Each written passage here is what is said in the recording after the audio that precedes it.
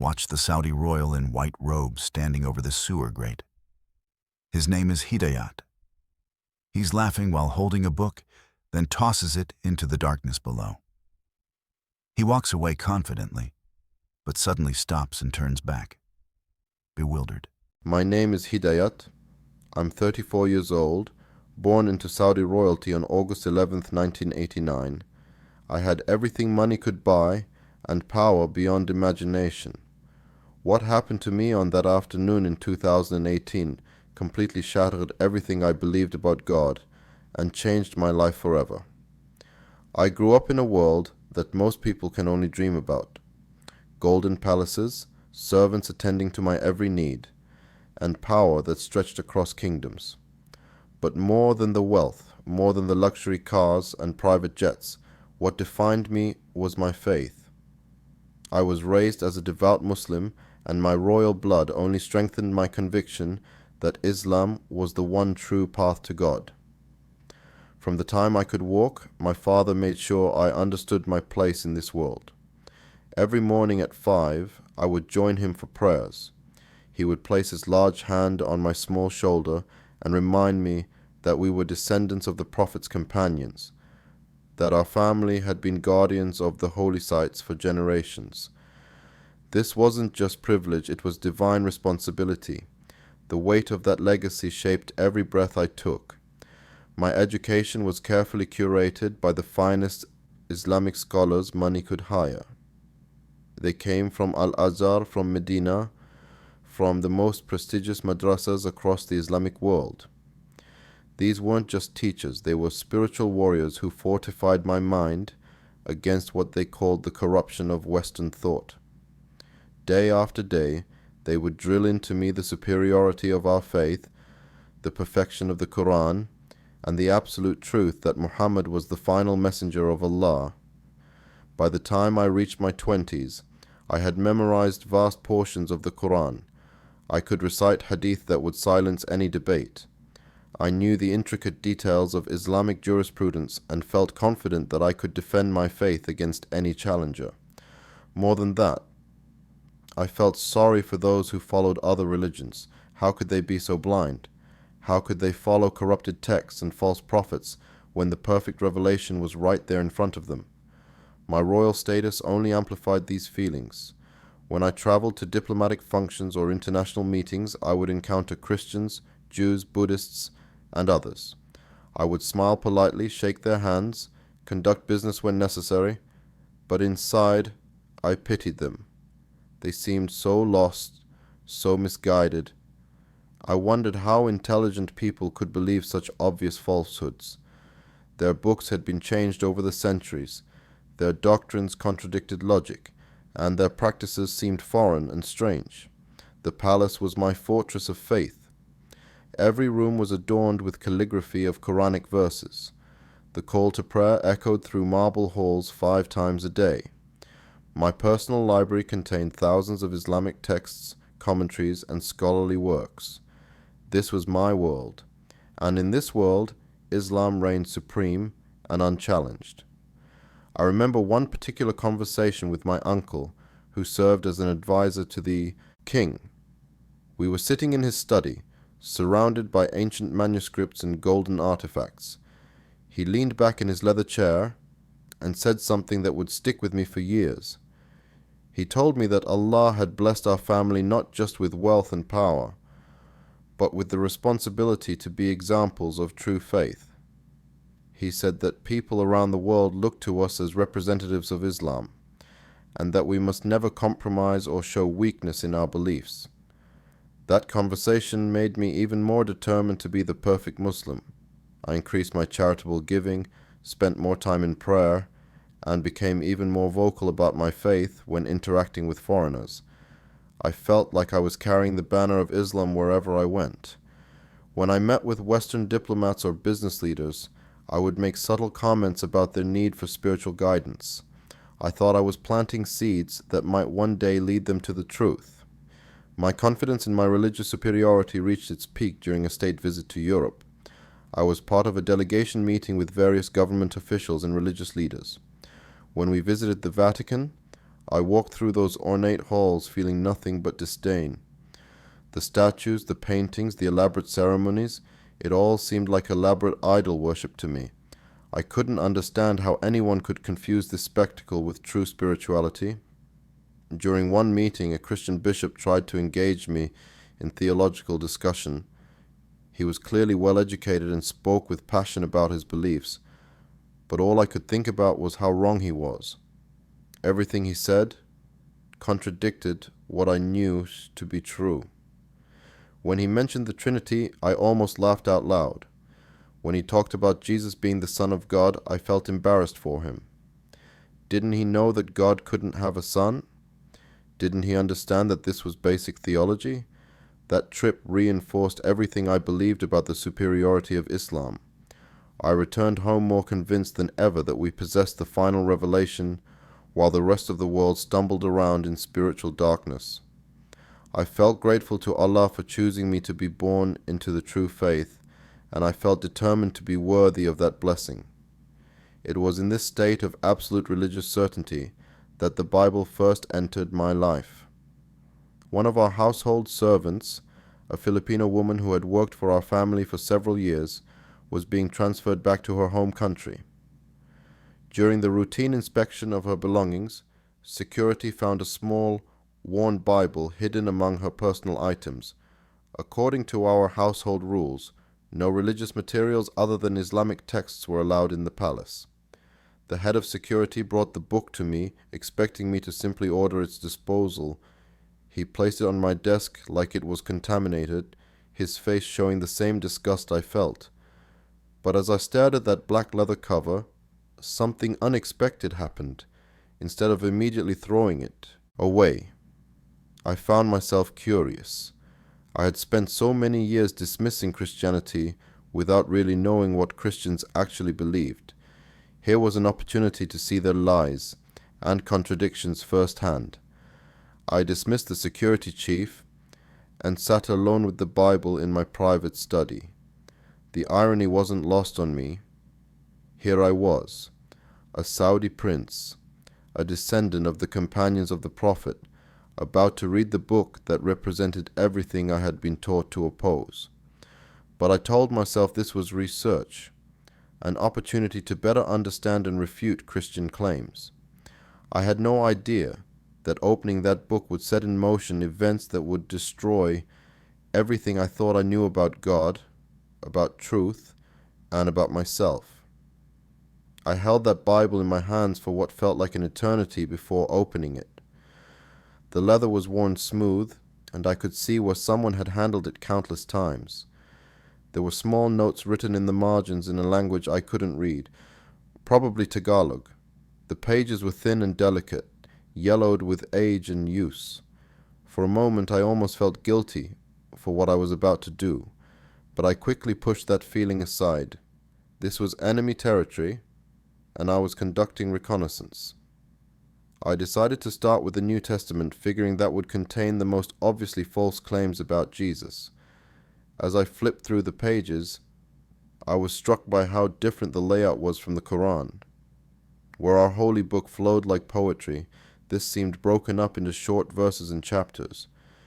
It looked disorganized, almost chaotic. This just confirmed what I had always been told about how the Bible had been corrupted and changed over the centuries. The first passage I read was from the Gospel of Matthew, something about Jesus claiming to be the Son of God. I actually chuckled out loud. How could anyone believe something so obviously blasphemous? In Islam, we knew that God was one, indivisible, without partners or offspring. The very idea that the creator of the universe could have a biological son was not just wrong, it was offensive. I felt validated in my skepticism, but instead of closing the book, I kept reading. I told myself I was gathering ammunition for future debates with Christians. The more contradictions and absurdities I could identify, the better equipped I would be to guide misguided believers toward the truth. I started taking mental notes of everything that seemed illogical or inconsistent with proper theology. After spending about an hour reading alone, an idea struck me. Why should I keep this entertainment to myself? My younger brother and 2 of my cousins were visiting the palace that week, and they would appreciate seeing just how ridiculous Christian beliefs really were. I decided to turn this into an educational opportunity, a chance to strengthen our collective faith by exposing the foolishness of other religions. That evening after dinner, I gathered them in my private sitting room.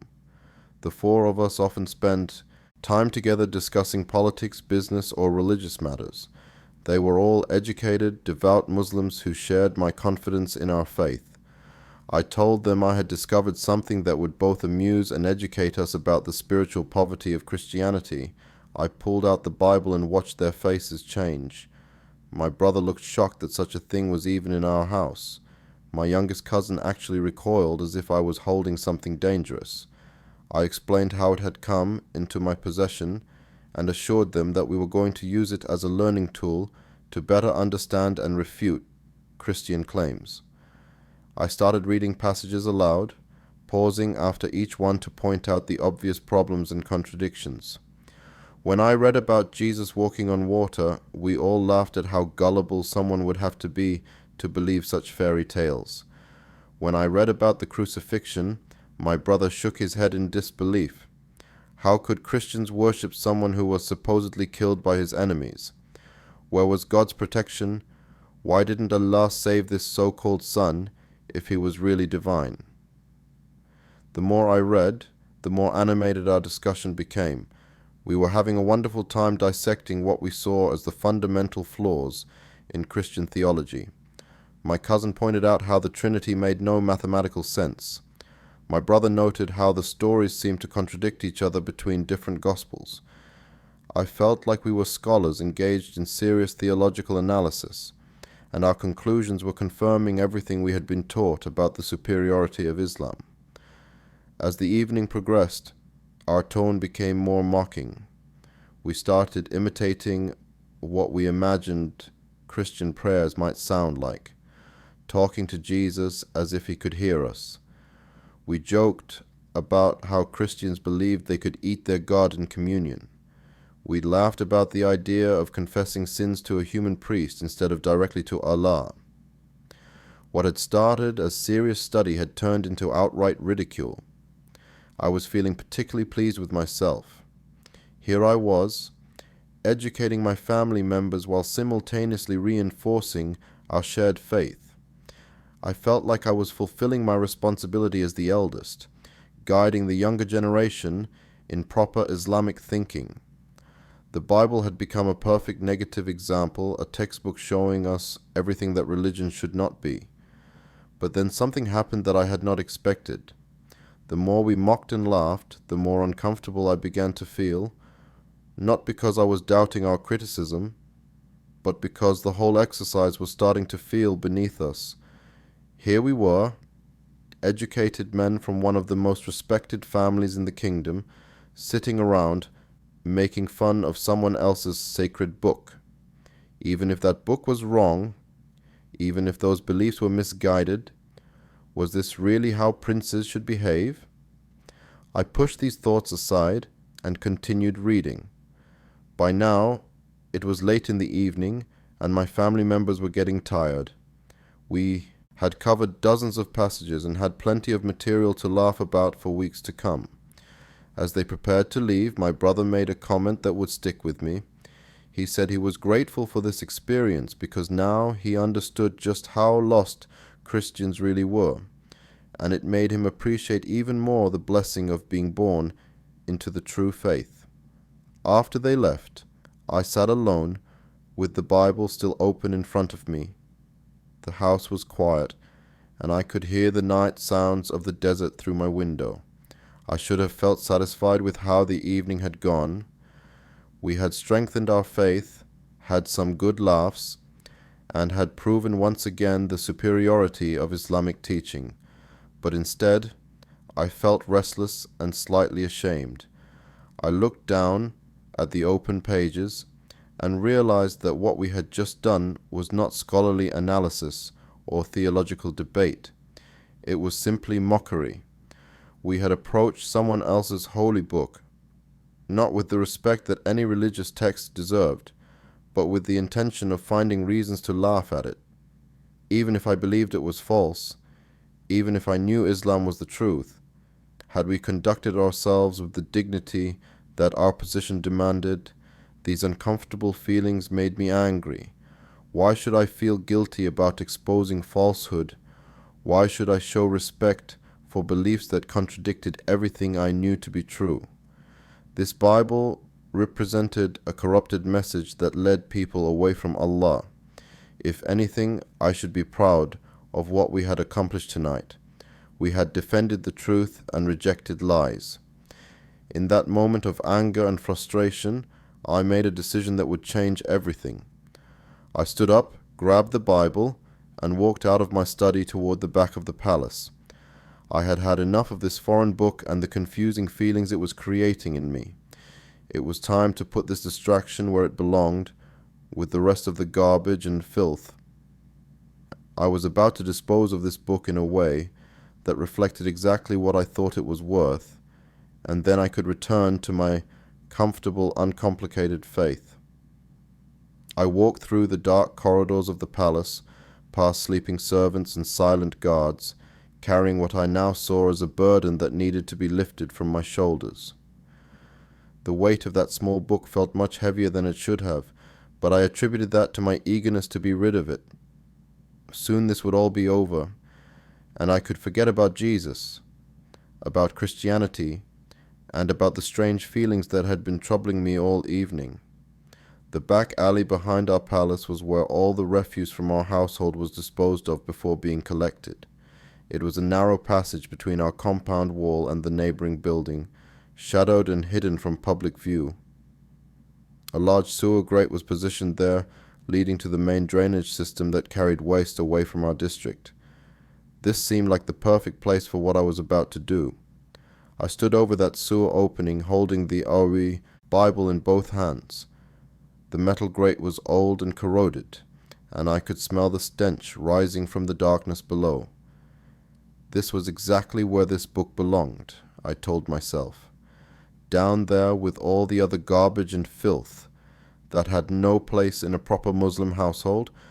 I felt a surge of righteous anger as I prepared to drop it into the sewage below. Before releasing it, I opened the book one final time and read aloud from whatever page it had fallen to. It was something from the Gospel of John about Jesus claiming to be the light of the world. I laughed out loud at the absurdity. Light of the world?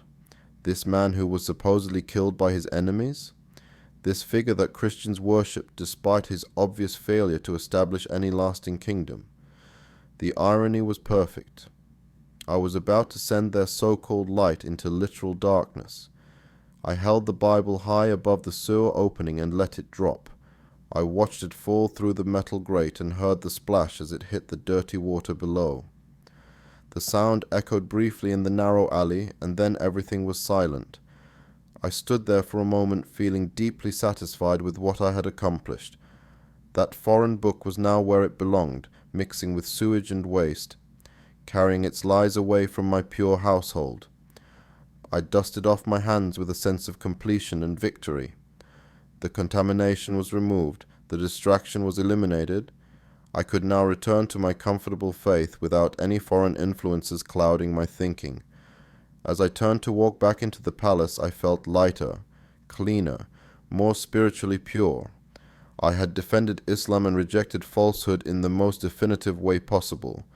The next morning I woke up feeling refreshed and peaceful. My prayers seemed more meaningful than they had in weeks. I no longer had that nagging presence of the Bible weighing on my mind.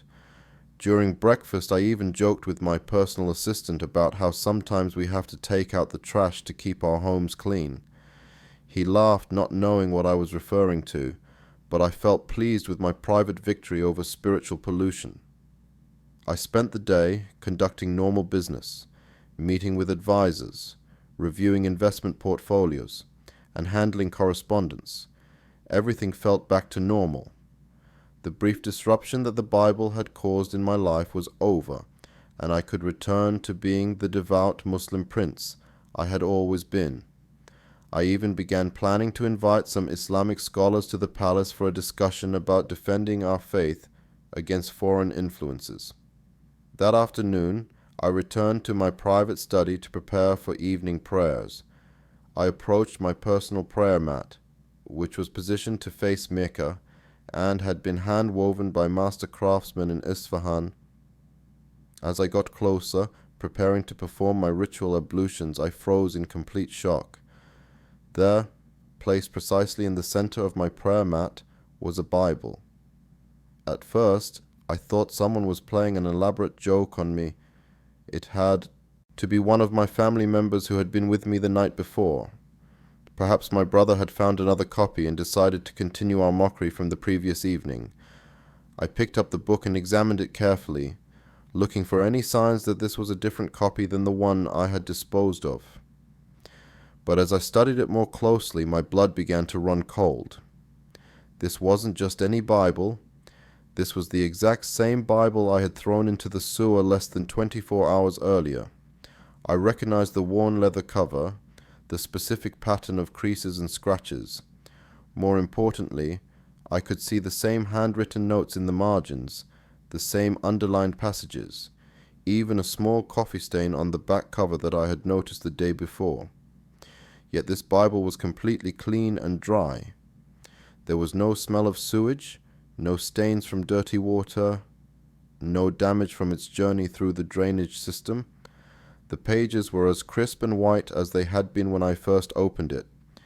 It was as if the book had never been touched by the filth I had sent it into, as if it had been protected by some invisible force that I could not understand or explain. I stood there holding this impossible object, my hands beginning to tremble. My rational mind immediately began searching for logical explanations. Perhaps one of the servants had retrieved it somehow and cleaned it. Maybe the drainage system in that area didn't actually connect to the main sewer. There had to be a reasonable explanation for what I was seeing. But even as I tried to convince myself of these possibilities, I knew they made no sense. No servant would dare to retrieve something that a member of the royal family had obviously disposed of, especially not a forbidden religious text. And even if someone had somehow pulled it out of the sewer, how could it be completely clean and undamaged? How could those delicate pages have survived submersion in sewage without any trace of moisture or contamination? Ask yourself this question. If you had thrown something away in the most definitive manner possible, and it mysteriously reappeared in perfect condition in the most sacred space of your home, how would you react? What would your mind do with information that contradicted everything you understood about how the world works?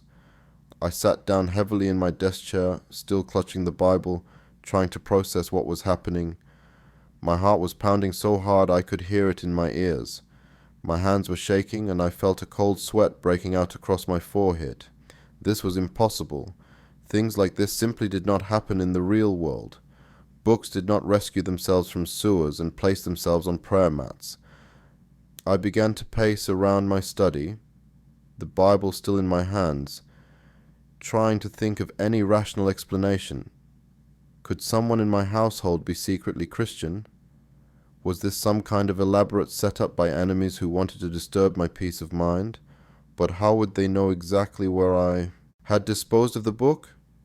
How would they have access to my private study, to my personal prayer mat? The more I tried to rationalize what had happened, the more impossible it seemed. I had been alone when I threw the Bible away. The alley was private and secured. My study was locked, and only I had the key. No one else knew about the book's existence or my decision to dispose of it, yet here it was, clean and perfect, positioned exactly where I would see it when I came to pray. For the first time in my life, I was confronting something that challenged not just my beliefs about Christianity, but my understanding of reality itself. I had always lived in a world where cause and effect made sense, where physical laws were reliable, where things stayed where you put them. But this Bible had somehow defied all of those certainties. I placed the book on my desk and backed away from it as if it might move on its own. I needed to think clearly, to figure out what was happening and why. But every time I looked at it, sitting there so innocently, I felt that same chill of fear and confusion. Something beyond my understanding had just occurred, and I had no idea what it meant or what I was supposed to do about it. That night I could not sleep. I lay in my bed staring at the ceiling, replaying the events over and over in my mind. The Bible was still in my study, still perfectly clean, still inexplicably present. And for the first time since childhood, I began to wonder if there were forces in this universe that I did not understand, powers that operated beyond the safe boundaries of my Islamic worldview. The days that followed were the most tormented of my entire life. I could not stop thinking about that Bible sitting in my study. Every time I tried to focus on my daily responsibilities, my mind would drift back to the impossible reality of what had happened. I would catch myself in the middle of meetings, distracted and unable to concentrate, as my thoughts returned again and again to that clean, perfect book that should have been rotting in the sewers beneath our city. I became obsessed with finding a rational explanation. I questioned every servant in our household, trying to determine if any of them had access to my private study. I examined the security recordings from the palace corridors, looking for any evidence that someone had entered my quarters without my knowledge. I even had maintenance workers inspect the drainage system in the back alley, hoping to prove that the sewer grate didn't actually connect to the main waste system. Every investigation led to dead ends. The security footage showed no unauthorized entry into my study. The servants all seemed genuinely confused by my indirect questioning about cleaning duties and religious materials. The drainage inspection confirmed that the sewer system was fully functional and that anything dropped through that grate would have been carried away into the main sewage treatment facility miles from the palace. The more I searched for logical explanations, the more I was forced to confront the possibility that what had happened was beyond normal understanding. This realization terrified me more than I can express. My entire worldview was built on the foundation that everything could be explained through Islamic teaching and rational thought. But here was something that challenged both my religion and my reason. I began to avoid my study altogether. The very thought of seeing that Bible again made me feel sick with anxiety. I moved my prayer times to different locations in the palace, unable to face my prayer mat where the book had mysteriously appeared. But even when I wasn't looking at it, I knew it was there, waiting for me like an accusation I couldn't answer. After a week of this torment, something inside me snapped. I marched into my study with grim determination, grabbed the Bible, and decided to dispose of it again. This time I would be more thorough. I would burn it completely, reducing it to ashes that could never reassemble themselves. I would end this psychological torture once and for all. I took the Bible to the palace courtyard, where we sometimes burned garden waste. I built a small fire and prepared to throw the book into the flames, but as I stood there, holding it above the fire, I hesitated. What if it somehow survived this too? What if I returned tomorrow to find it sitting on my prayer mat again, perfectly intact? The thought of that possibility filled me with such dread that I couldn't bring myself to release it. Instead, I found myself opening the book again. I told myself I was looking for clues, searching for some explanation of what was happening to me. But truthfully, I think I was beginning to feel that this Bible wanted me to read it, that it had returned to me for a purpose I didn't yet understand. I started with the Gospel of Matthew, reading more carefully this time than I had during my mockery session with my family. Without the distraction of an audience to perform for, I found myself actually paying attention to the words, rather than just looking for things to ridicule. The stories were still strange to me, still contradicted much of what I believed, but there was something compelling about the way they were told. The more I read, the more troubled I became, but not in the way I expected. I had thought that closer examination would reveal more obvious contradictions and absurdities. Instead, I found myself drawn into narratives that were more complex and nuanced than I had realized. The Jesus described in these pages was not the weak failure I had been taught to see him as.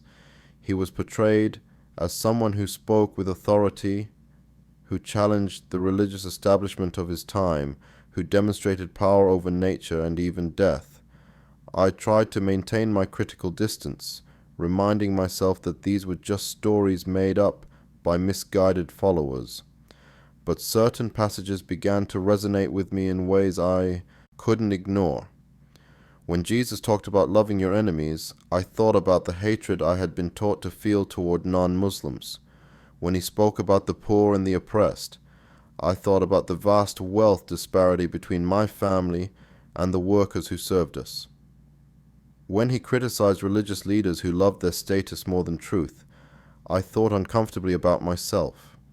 Night after night I found myself reading in secret, hiding the Bible under other books when servants entered my study.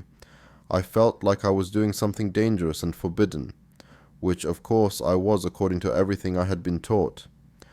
But I couldn't stop. There was something in these pages that was calling to a part of my heart I didn't know existed. The most disturbing moment came when I read Jesus' words about seeking and finding, about knocking and having doors opened. As I read those verses, I felt like he was speaking directly to me across the centuries. Here I was, a Saudi prince who had tried to throw away his words, and yet those words had somehow found their way back to me. Was this what seeking looked like? Was my unwilling reading actually a form of knocking? I began to have dreams that I couldn't shake. In these dreams I would see a figure that I somehow knew was Jesus, though his face was always unclear. He would be walking through the sewers beneath our city, retrieving books and cleaning them with his own hands. Sometimes he would look up at me through the sewer grates, and I would wake up in a cold sweat, my heart racing. Ask yourself what you would do if your dreams started contradicting everything you had been raised to believe. How would you handle it if your sleeping mind began to embrace ideas that your waking mind rejected? These dreams felt more real than my daily life, more meaningful than the luxury and privilege that surrounded me. During my waking hours, I became increasingly isolated. I couldn't share what was happening with my family or friends, couldn't seek advice from Islamic scholars without revealing that I had been reading a Bible. I felt trapped between two worlds, no longer comfortable in my old certainties, but terrified to embrace whatever these new feelings might lead to. The worst part was the growing sense that I was not just reading about Jesus, but somehow encountering him personally. This feeling intensified every time I opened the Bible. It was as if someone was sitting beside me, patiently waiting for me to understand something important. I would look around my study, knowing I was alone but feeling a presence that I couldn't explain or dismiss. I started to question everything I had been taught about Christianity. If these stories were just made up, why did they feel so alive? If Jesus was just a failed prophet, as I had been told, why did his words seem to speak so directly to my situation? If the Bible was corrupted and unreliable as my teachers had claimed, how had it managed to return to me in perfect condition after I had thrown it into a sewer? These questions consumed my thoughts and began to affect my Islamic prayers. When I tried to recite familiar verses from the Quran, I would find myself thinking about parallel passages I had read in the Bible. When I prostrated myself toward Mecca, I would remember Jesus' words about true worship being in spirit and truth, rather than in specific locations or rituals. I was losing my spiritual footing, caught between the faith I had inherited and the faith that seemed to be pursuing me. The Bible had become more than just a book. It had become a bridge to understanding that I was both desperate to cross and terrified to approach. Every page I read drew me further from the comfortable certainties of my past and closer to questions that could change everything about my future. The wrestling in my heart was becoming unbearable, but I knew there was no turning back. Something had been set in motion the night I threw that Bible into the sewer, something that would not let me rest until I found the answers I was seeking.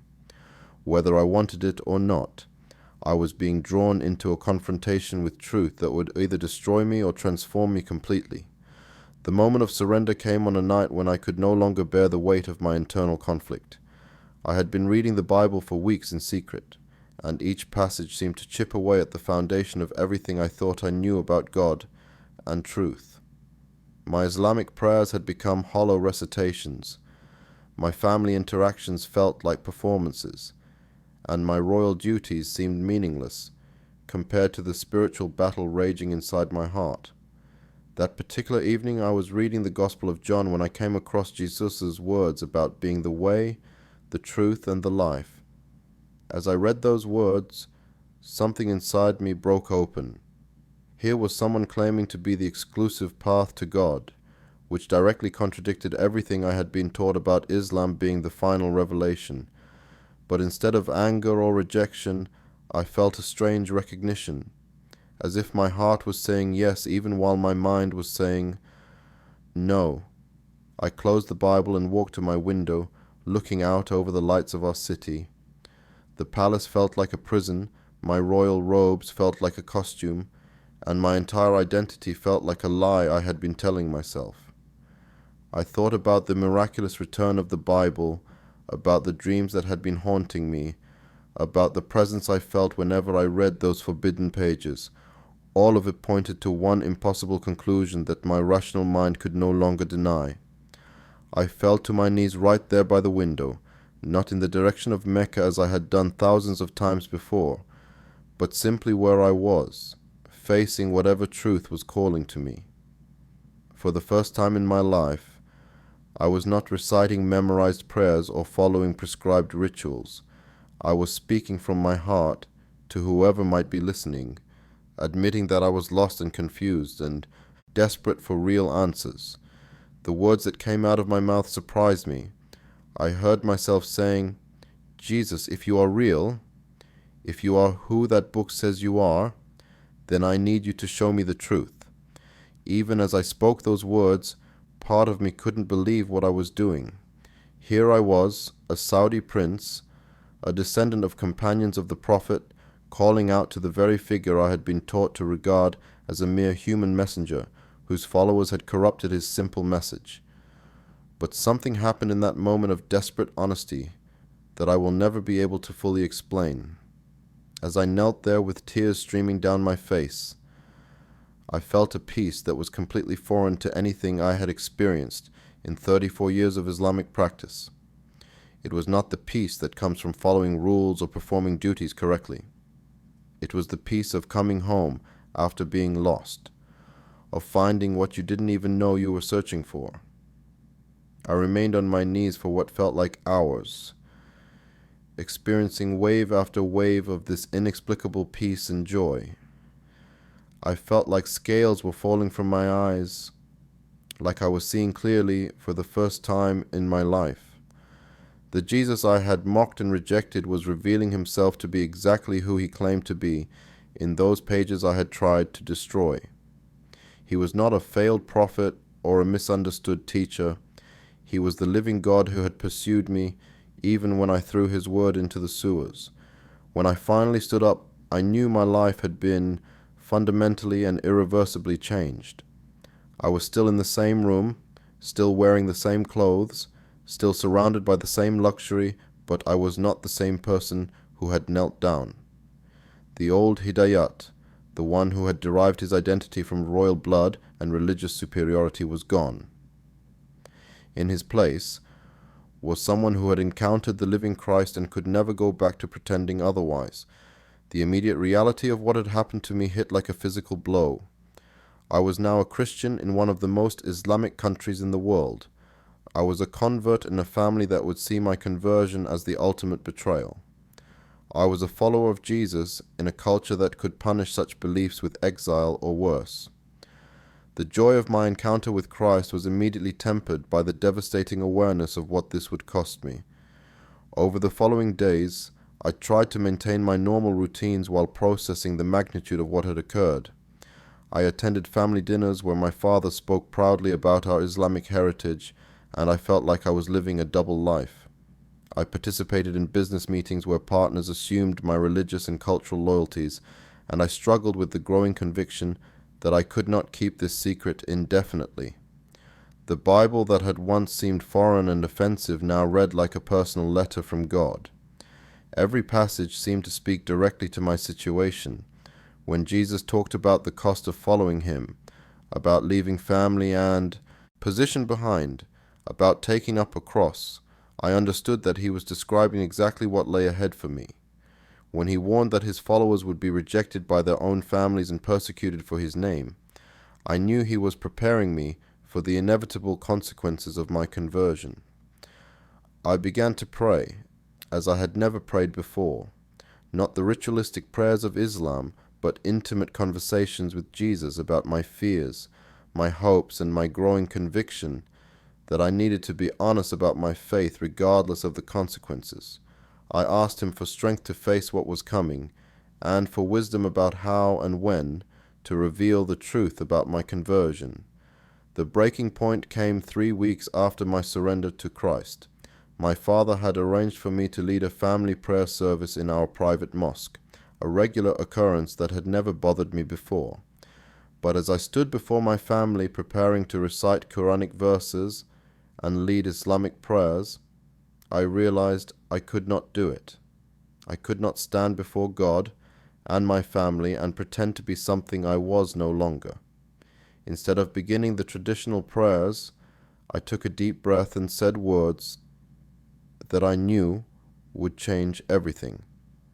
I told my family that I had something important to share with them, something that would be difficult for them to hear, but that I could no longer keep secret.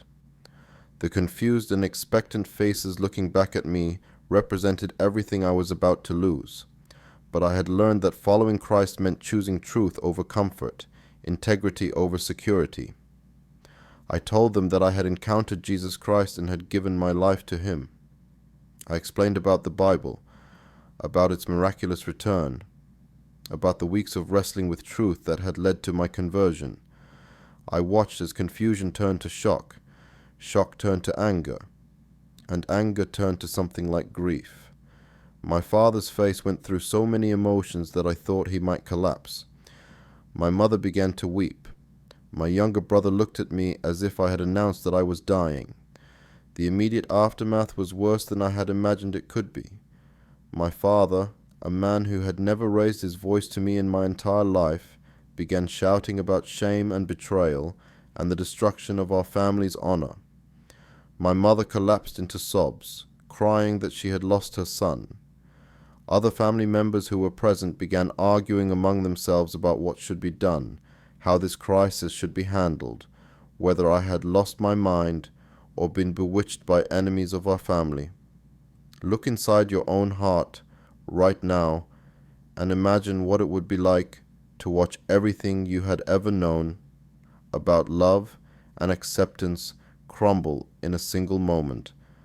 That is what I experienced as I stood in our family mosque, watching the people who had raised me and cherished me struggle to understand how I could have chosen something they saw as ultimate betrayal.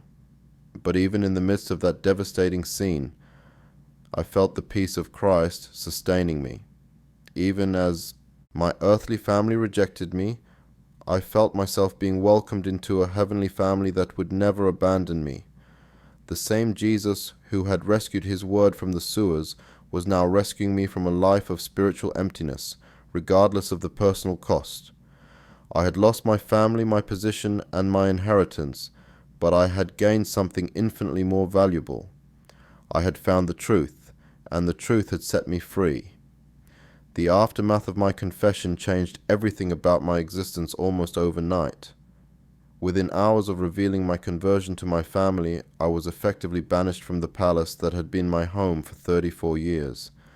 My father, through tears of rage and disappointment, told me that I was no longer welcome in our family compound.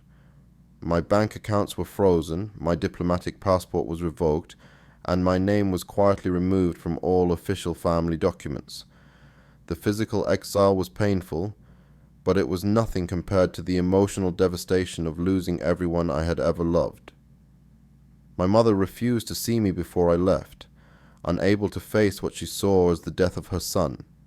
My younger brother, who had been my closest friend and confidant, looked at me with a mixture of pity and disgust that broke my heart. The servants who had attended to my needs for decades could barely make eye contact as I gathered the few personal possessions I was allowed to take.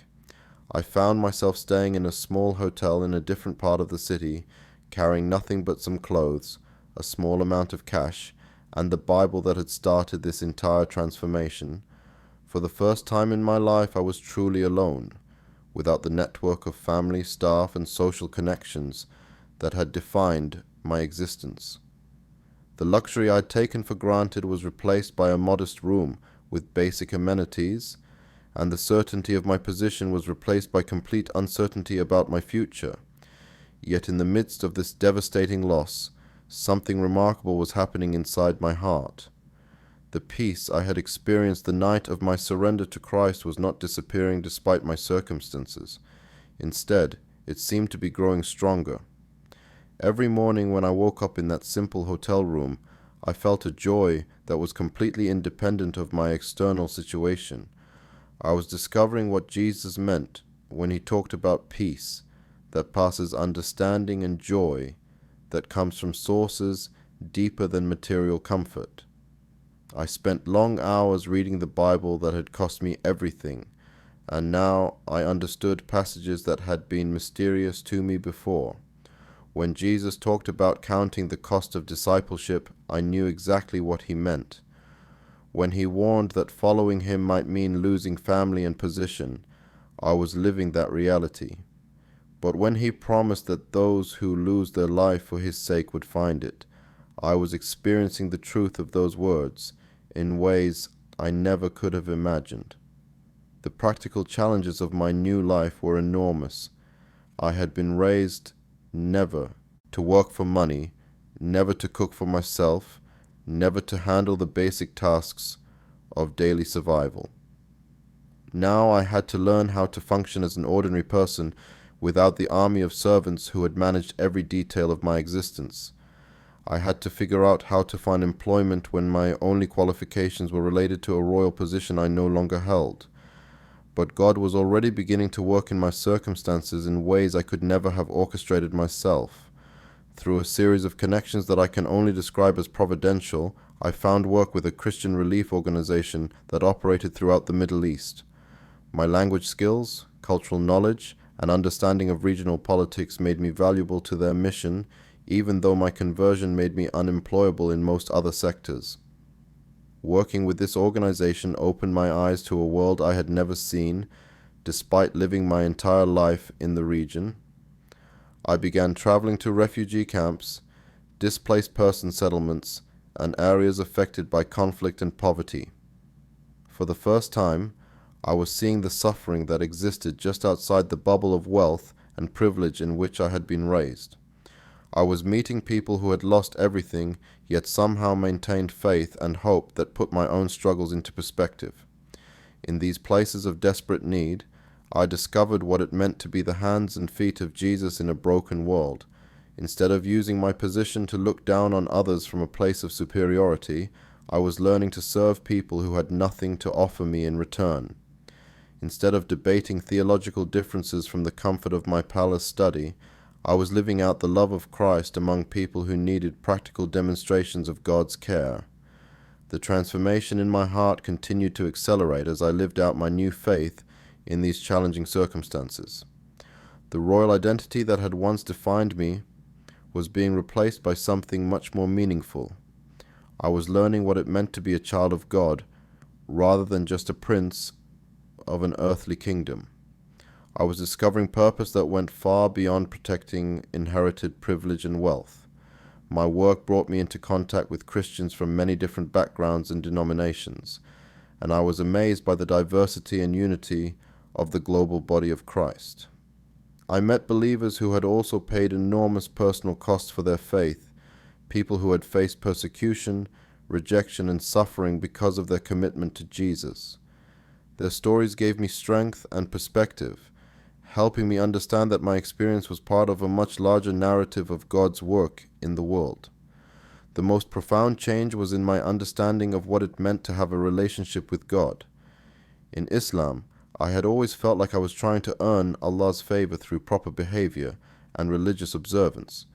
There was always a sense of striving and uncertainty about whether my efforts were sufficient. But in Christ, I discovered what it meant to be loved unconditionally, to have a Father who accepted me not because of my performance, but because of His grace.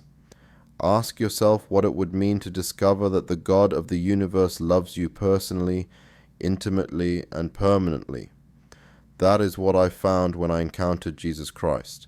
The same God who had pursued me through the miraculous return of that Bible continued to pursue me with His love even after I had lost everything else. He was showing me that my identity and worth were not based on my family name, my wealth, or my position, but on His love for me as His child. As I write this testimony years later, I can honestly say that despite the enormous cost of my conversion, I have never regretted the decision to follow Christ. The family relationships I lost were painful beyond description, and I still pray daily for reconciliation and for their salvation. The material comforts I gave up were significant, and learning to live without them required adjustments I never anticipated. But what I gained in Christ was infinitely more valuable than anything I lost. Today I continue to work in Christian ministry throughout the Middle East and beyond. I have the privilege of sharing the gospel with people from backgrounds similar to my own, helping them understand that Jesus is not a Western deity, but the universal Savior who transcends all cultural and religious boundaries. My story of conversion has opened doors to share Christ's love in places where traditional missionaries might not be welcomed. Look inside your own heart right now and consider what God might be trying to tell you. Maybe you have thrown away His word, rejected His messengers, or dismissed His claims on your life. But the same Jesus who rescued that Bible from the sewers and placed it back in my hands wants to rescue you from whatever spiritual darkness you might be living in. The God who pursued me through my pride, my prejudice, and my rejection is pursuing you too. He is not intimidated by your doubts, your past mistakes, or your current circumstances. He is the God who specializes in transforming lives, in taking people who seem hopeless and making them into testimonies of His grace and power. Don't throw away God's word like I did. Don't wait for a miraculous intervention to get your attention. The same Jesus who changed my life completely wants to change yours too. He is calling you right now, just as He called me through the pages of that impossible Bible. The question is not whether He loves you enough to save you, but whether you will humble yourself enough to let Him do it. The same Jesus who pulled that Bible from the sewer and placed it back in my hands wants to pull you out of whatever pit you find yourself in and give you a new life, a new purpose, and a new hope that will last for eternity. Don't wait another day to respond to His call on your life.